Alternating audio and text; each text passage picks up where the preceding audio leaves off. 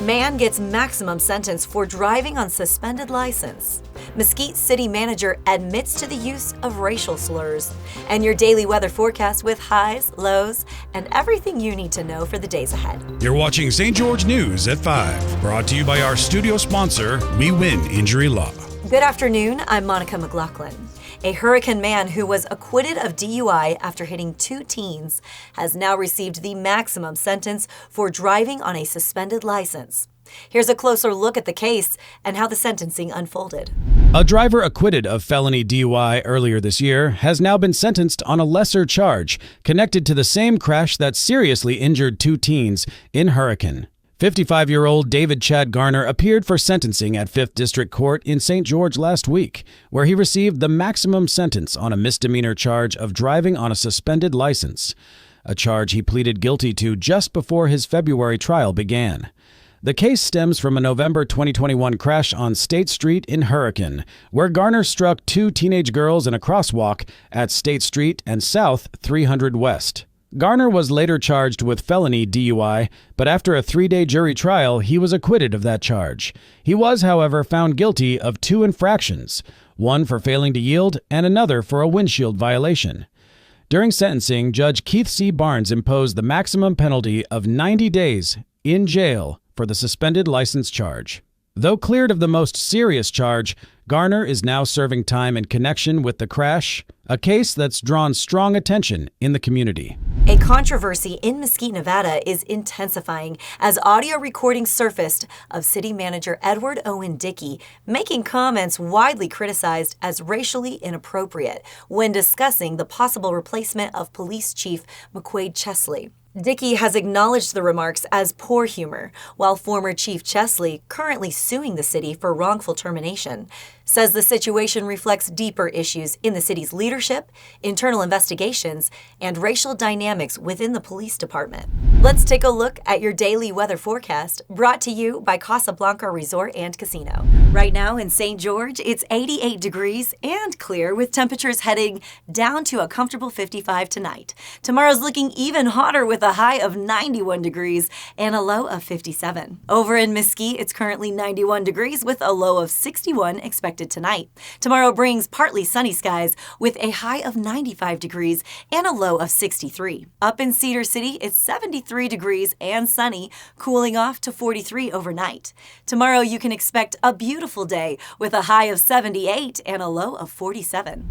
Now we'll head over to Jill Paulson for your weekly update on the Southern Utah real estate market. Desert Canyon, a vibrant master-planned community on the southeast side of St. George, right along Highway 7. Spanning over 2,400 acres, this neighborhood offers a perfect blend of modern townhomes and single-family residences, all surrounded by stunning red rock landscapes and sweeping views of Pine Valley Mountain. Enjoy quick access to I-15, scenic hiking and biking trails like Meditation Rock Trailhead, and the nearby airport. Grab a bite at the local favorite Sidecar Cafe or explore other convenient shops and services right within the community.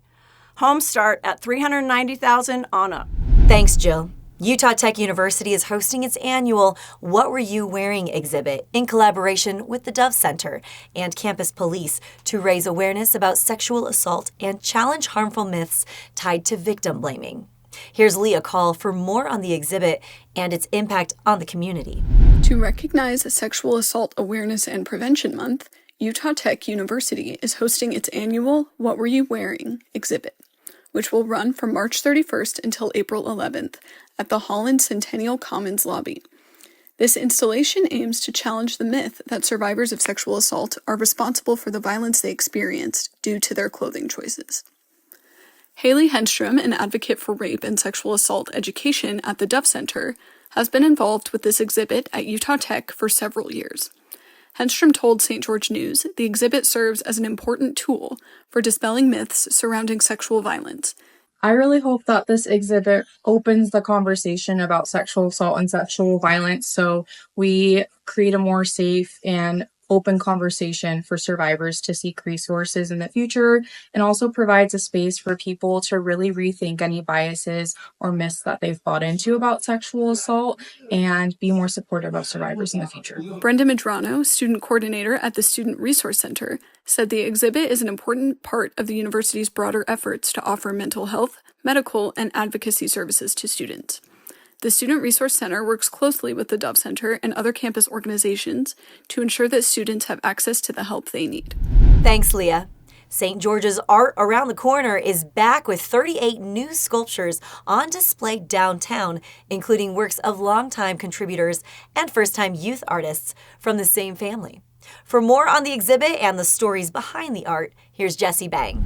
Art Around the Corner is back, celebrating 21 years of world-class public art in St. George with brand new installations. This year, 38 new sculptures will be displayed throughout the downtown arts district and extending along Main Street. Devon Varley is back for his 17th year, this time bringing a resting dragon made of license plates named Rust in Peace Dragon Slayer. This piece honors his friend's father, a fellow dragon enthusiast known to everyone as Dragon Slayer, who died a few years ago. Both Farley's daughter Bailey and his son Breck have their own art creations featured this year. Bailey Farley featured her first piece, an 8-foot spider called Itsy Bitsy. Breck Farley is back for his second year in a row with a piece titled Home, a large tree sculpture with hidden surprises located along Main Street. Further up Main Street, in front of George's Corner, you'll find a brand new piece by returning collaborating artists Cheryl Collins and Trent Riplinger. The piece, titled Morrigan, was inspired by the Celtic goddess often associated with crows. The wood came from the trunk of a large invasive tamarisk tree removed from the Desert Rose Labyrinth Sculpture Gardens in Kayenta. The solid still crow atop the art piece weighs about 40 pounds alone. Mark your calendars for the Art Around the Corner unveiling event on April 12th, with opportunities to stroll the outdoor gallery, meet artists, and more. Thank you for watching St. George News at 5. To learn more about our studio sponsor, We Win Injury Law, go to wewininjurylaw.com. I'm Monica McLaughlin with St. George News, your #1 source for local news. This has been St. George News at 5, brought to you by We Win Injury Law.